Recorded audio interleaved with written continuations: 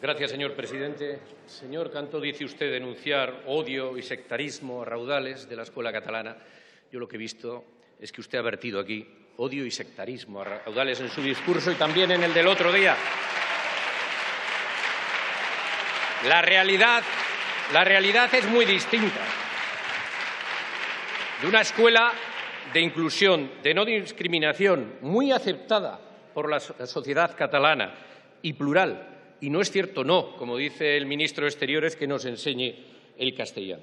Decía usted ayer, señor Cantó, la semana pasada, que hemos de crear seres libres y autónomos que tengan el derecho a decidir qué quieren ser, qué quieren pensar, en qué quieren creer. Y yo estoy de acuerdo absolutamente. El problema es que usted no puede aceptar que otros libremente piensen de manera distinta a usted, que sientan su identidad diferente, que sean diferentes. Porque, mire, ni el nacionalismo catalán ni el nacionalismo vasco nacieron en la escuela. Sí lo hizo el nacionalismo español. Sí lo hizo el nacionalismo español en el siglo XIX. Sí, a través de la escuela, y ahora voy a entrar en ello. Pero fíjese, la escuela influye en ideologizar cuando vemos que las mayorías nacionalistas se mantienen más o menos estables en un lugar y en otro. Y han pasado ya 40 años, desde que se tienen las competencias de educación. Oiga, también las personas que fueron a votar el día 1 de octubre, que tenían 80 años, que tenían 70, 60, también han sido ideologizadas por la escuela catalana. Usted dice que la historia es la materia prima de la que se nutren las ideologías nacionalistas, étnicas y fundamentalistas. Hacía una cita. Claro, usted lo que pasa es que usted cree en su historia de la España sagrada, en sus mitos. Para usted no es un problema y debería ser eso lo que se enseñara, de don Pelayo al Cid, Pizarro Cortés y la División Azul, y estaría genial. Pero claro, a usted no le interesa que se cuenten las cosas como se tienen que contar. Y es que antes de la Revolución Francesa y antes del 19 había una división de países dentro de una corona, pero con diferentes lenguas, con diferentes parlamentos, con diferentes derechos. Sí. Y, por ejemplo, ¿la bandera española de cuándo es? Porque ¿la bandera española de cuándo es? ¿Desde cuándo es bandera española? No, sí, dígamelo, ¿desde cuándo es? ¿Desde hace 500 años? Sí, señor Esteban, un segundo, por favor. Señor Esteban, un segundo. Sí, ya le daré la palabra. Señorías, les recuerdo que este es el Congreso de los Diputados. Y parecería, por algunas actitudes que estoy viendo, que no se parecen nada a la Cámara de Representación de los Ciudadanos. Continúe, señor Esteban. Pues eso, el primer rey de España con tal título, Amadeo de Saboya, finales del 19. Eso no sé si se enseña en la escuela española, en general. El otro día dijo una cosa que me dejó impresionado durante la interpelación. Un gobierno catalán, dijo, que gobierna para los García, Martínez, López, Sánchez, Rodríguez y Fernández, y así hasta los 33 apellidos más comunes en Cataluña, que sin embargo están gobernados por un gobierno que está formado por los Mas, Romeva, Turull, Puigdemont, Junqueras, Forcadell y la madre que los parió. Bueno, se lo dice el señor Esteban Bravo. Es usted un racista y un sectario. Un racista y un sectario. Impresionante, impresionante.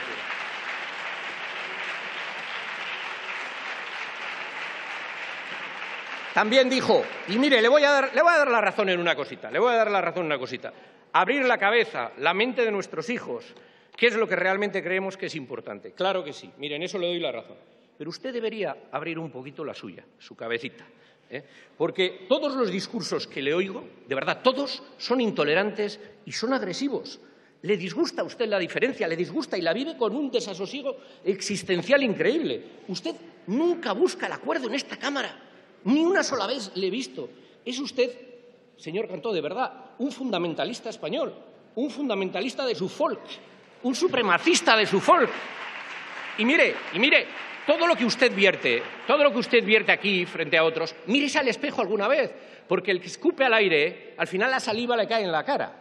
Mírese usted al espejo. Le dijo usted al ministro el otro día que el Pacto de la Educación es el lugar en el que todas estas cosas tenemos que lograrlas, modificar la ley, etcétera, etcétera. Hombre, con esas ideas ustedes no quieren ningún pacto, ustedes no quieren ningún acuerdo, ustedes quieren la imposición. ¿Llegaron a un acuerdo de mayoría de votos? Sí. Pero con nosotros quieren hablar. ¿De verdad que quieren hablar con esa actitud? Yo estoy dispuesto a hablar con usted y con todos. Pero mire, es que como sigan así, hasta van a acabar centrando, y mire que es difícil centrar al PP, que son ustedes la derecha de esta Cámara. Es increíble. Ha hecho usted un discurso y habla del pacto de educación para no acordar. Y acabo, señora presidenta, y acabo. Si no es capaz de hacer amigos en la Cámara, ¿cómo puede hacerlos en el pacto de la educación? Yo, de verdad, se lo digo de verdad, le compadezco, porque vivir con esa actitud más propia de Torquemada debe ser una angustia vital. Nada más y muchas gracias. El filósofo y escritor Félix de Azúa comentaba que el hijo de 8 años de unos amigos que llevaban poco tiempo en Cataluña llegó un día a casa del colegio y preguntó preocupado: «Papá, ¿nosotros qué somos? ¿Catalanes o fachas?». Esta anécdota me parece muy ilustrativa porque muestra a las claras varias de las aristas que tiene el problema. En primer lugar, nos muestra claramente lo que es el problema del que estamos hablando ahora, señorías. Estamos hablando de abuso intelectual de menores, de la traición que supone que algunos de aquellos a quienes entregamos a nuestros hijos, los que deben velar porque nuestros hijos aprendan a pensar, se dediquen a decir a nuestros hijos qué pensar. En segundo lugar, el supremacismo, la creencia de que un grupo, ellos, son mejor que otros, que nosotros, catalanes o fachas.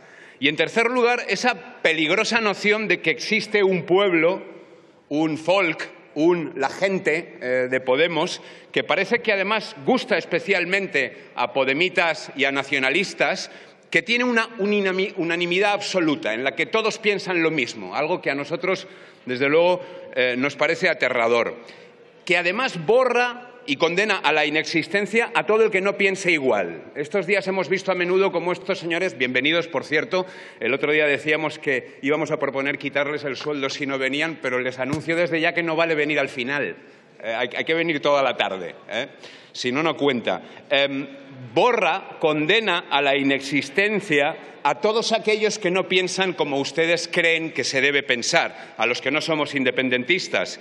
Es lo que decía, por cierto, la señora Forcadell, cuando decía que un partido como Ciudadanos no es un partido catalán, es un partido español en Cataluña. Bueno, a eso me refiero. Hace una semana, en la interpelación al ministro sobre este tema, di varios ejemplos de lo que a Ciudadanos le parece algo muy grave. Por ejemplo, enseñé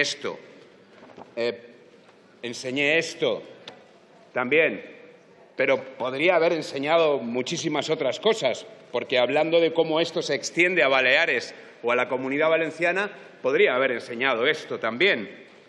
En esa interpelación recordábamos al Partido Popular y al Partido Socialista cuál es su responsabilidad en todo esto, cómo han permitido que lleguemos a esta situación, cómo siguen negándose a utilizar las herramientas que sí que poseen para impedir el problema del adoctrinamiento, por, en definitiva, su acomplejada forma de tratar con el nacionalismo, por cómo llevan pactando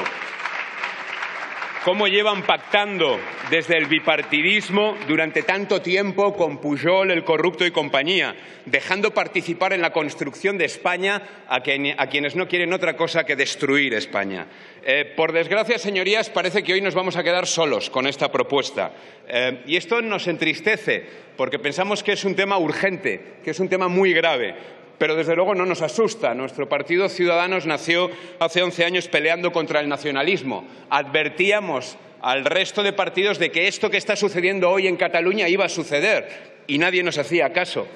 En esto de hoy no esperábamos menos ceguera y menos oportunismo del que están demostrando algunos de ustedes, señorías. El Partido Popular nos ha mostrado unas enmiendas que lo único que quieren es descafeinar por completo y dejar en nada nuestra propuesta. Y el PSOE no quiere ni enmendar, nos ha dicho ya que va a votar en contra. Y yo les pido, señores del PP y señores del PSOE, que rectifiquen, que no se puede permitir que se siga adoctrinando a nuestros hijos, que el PSOE, aunque el PSC de IZ diga que está encantado con el modelo educativo catalán, debe tomar cartas en el asunto de una vez, que no puede ser que el PSOE, desde la época de Maragall hasta la época del señor Ximo Puig en la Comunidad Valenciana, siga dejando la educación en manos de sus socios nacionalistas de Esquerra Republicana o de la Esquerra Republicana Valenciana, que es Compromís.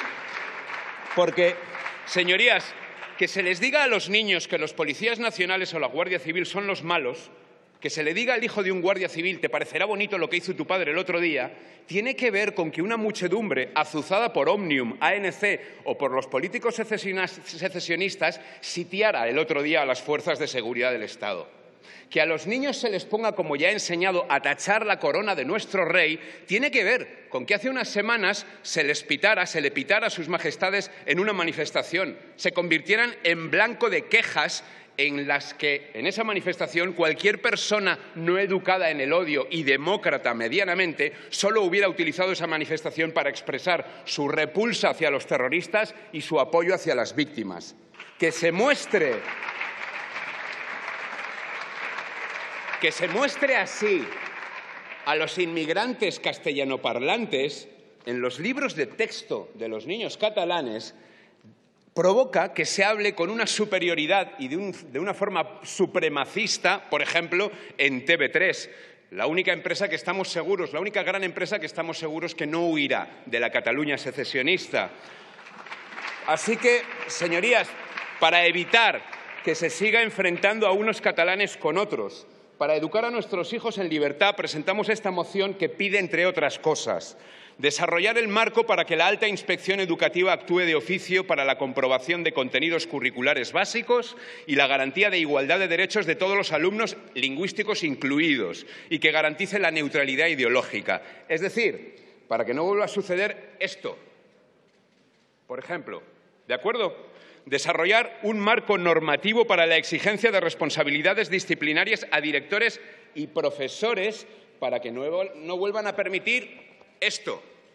Por ejemplo, desarrollar un marco para que la Fiscalía pueda perseguir delitos de odio cuyas víctimas sean los menores en centros educativos y así acabar con actitudes como las que ya he descrito. Y, por último, proteger a los denunciantes de estos hechos con un anonimato y una protección adecuada, especialmente si son menores de edad. Es decir, a esos niños que eran los únicos que se manifestaron contra aquel profesor que señalaba públicamente al hijo de un guardia civil en una escuela catalana. Resulta, señorías, para terminar, muy curioso descubrir los peros de todos ustedes, de todos los partidos, en lo que es esa figura de la defensa del anonimato y de los denunciantes del adoctrinamiento, cuando, sin embargo, en esta Cámara hay absoluta unanimidad para proteger a los denunciantes de corrupción política.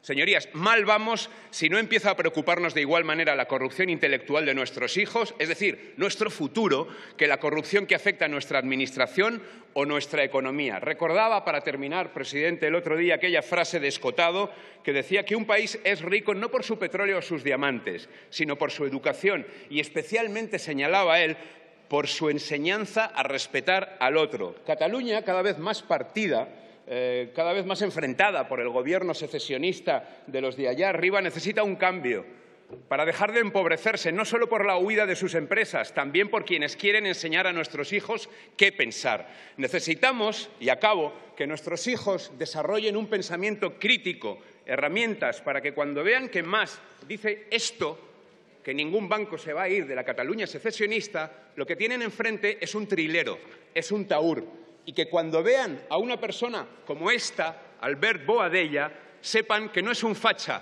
es un luchador antifranquista, un demócrata catalán. Gracias, señor presidente.